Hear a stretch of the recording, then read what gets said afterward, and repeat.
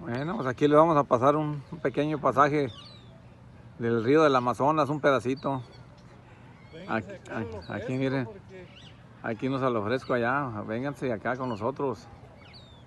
A ver si no me muerden cocodrilos la pata. Lo malo es que aquí a veces se arman los cocodrilos, es la cosa, es lo peligroso. Pero ven aquí, miren aquí donde están, miren cómo se ve.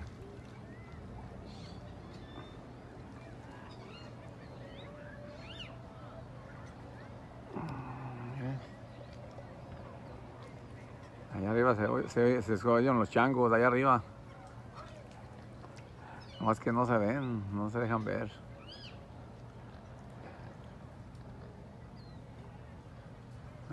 Vean allá, sí,